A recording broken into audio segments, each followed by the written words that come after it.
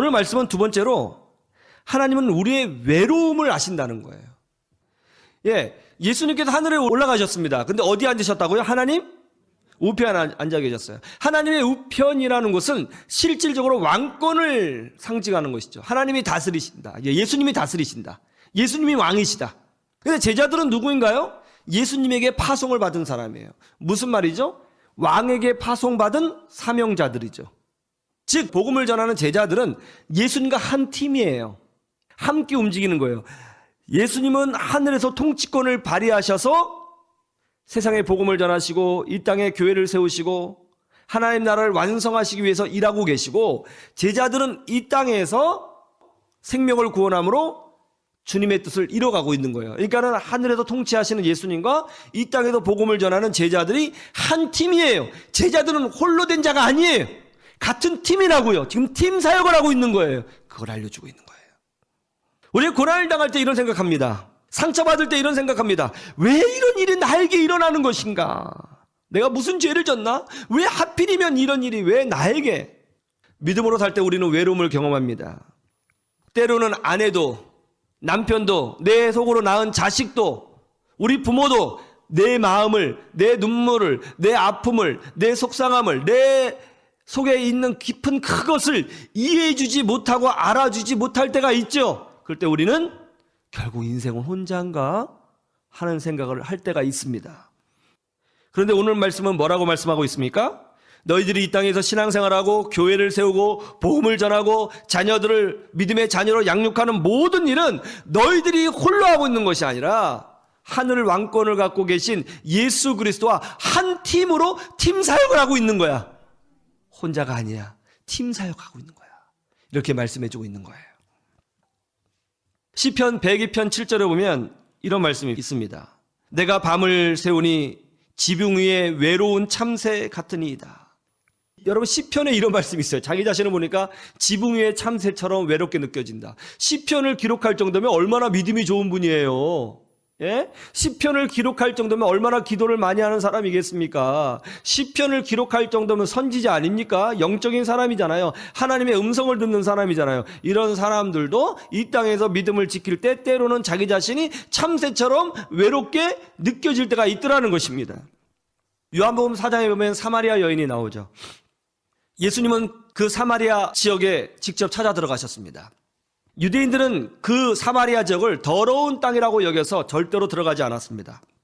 그러나 예수님은 유대인들이 절대로 들어가지 않고 배척하는 그 땅에 의도적으로 들어가셨습니다. 그리고 수가라고 하는 작은 동네에 들어가셨습니다. 그리고 우물가에 앉으셔서 누군가를 기다리고 있었습니다. 그때 한 사마리아 여인이, 그 동네 여인이 물동이를 들고 물을 뜨려고 오는 것을 보게 되었습니다. 그녀는 전에 남편이 5이 있었지만 남편들에게 버림을 받았습니다. 지금 살고 있는 남편도 남편이 아닙니다. 사람들이 더러운 여자라고 손가락질을 했습니다.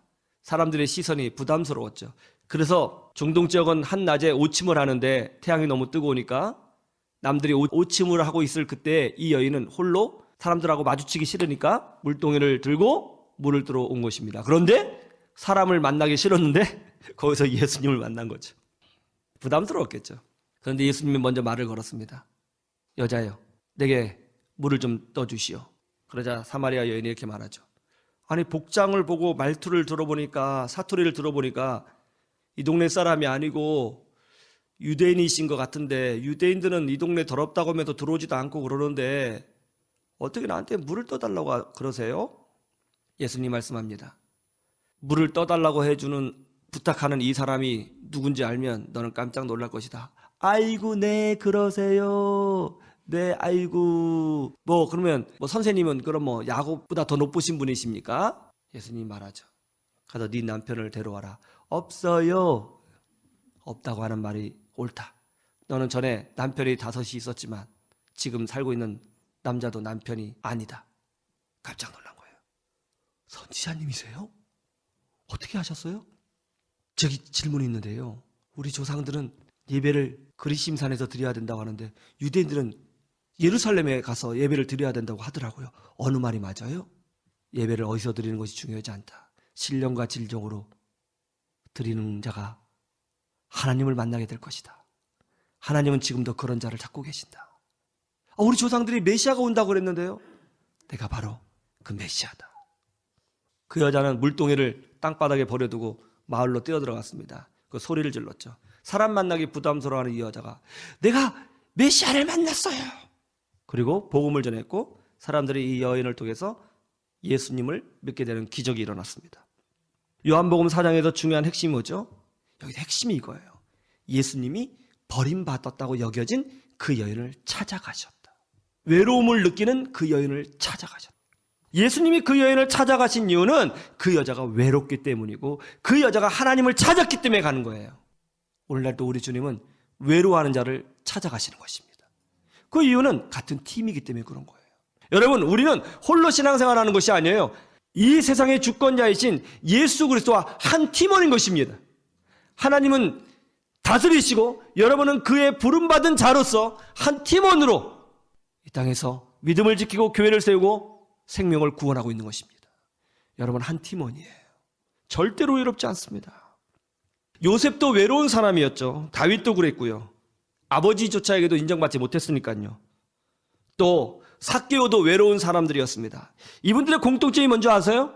바로 우리 주님이 찾아가 만나주셨다는 거예요. 오늘 외로움을 경험하시는 분들 예수님께서 찾아가 주실 것입니다. 그런 은혜가 있기를 주님의 이름으로 축원합니다.